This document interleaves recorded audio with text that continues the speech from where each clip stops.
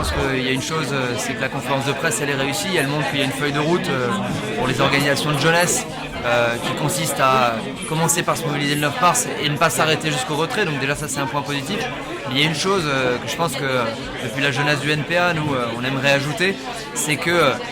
le mandat qui a été donné aux organisations et ce qui nous réunit, c'est de prendre la rue, c'est de mettre les lycéens en grève. Il y avait une hésitation qui s'exprimait sur est-ce qu'il faut faire des blocus ou pas. Nous on pense qu'au moins le mercredi ça va être nécessaire pour que les lycéens y rejoignent la mobilisation, de les bloquer,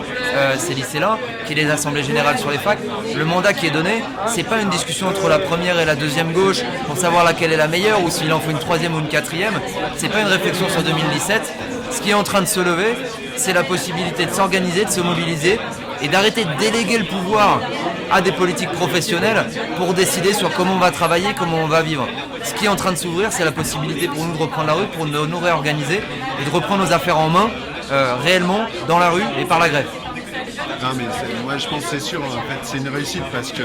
déjà c'est une première quand même de se retrouver avec un front aussi large sur un mot d'ordre aussi clair quoi. C'est un truc de dire le retrait et on continuera en fait jusqu'au retrait. Et c'est vrai qu'aujourd'hui ça va s'enclencher une discussion sur la stratégie de la mobilisation. C'est dire est-ce qu'aujourd'hui on fait le 9 et on attend le 31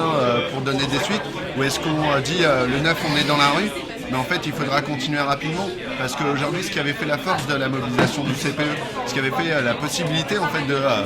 faire reculer le gouvernement, c'était qu'il y avait une mobilisation dans la durée. Et là, aujourd'hui, en fait, les points d'appui sont plus importants parce qu'aujourd'hui, en fait, les secteurs du monde du travail, ils sont déjà en grève pour certains. Ils se posent déjà la question en fait de se lancer dans la bataille et dire qu'aujourd'hui, en fait, le 9 c'est un début, mais en fait, dans la jeunesse, il faudra qu'il y ait une date qui existe très rapidement, dès la semaine d'après, pour être en capacité de se mobiliser et d'amplifier la mobilisation, mais aussi de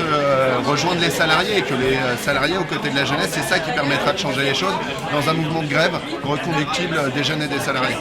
Ouais, et de même, le gouvernement a annoncé hier le report de l'examen du projet de loi au Conseil des ministres, et nous on n'est pas nus, on maintient la date du 9 pour la première échéance de la mobilisation, et on pense qu'en fait cette annonce du report du projet, c'est effectivement en fait, un signe de peur de la part du gouvernement, peur parce qu'en fait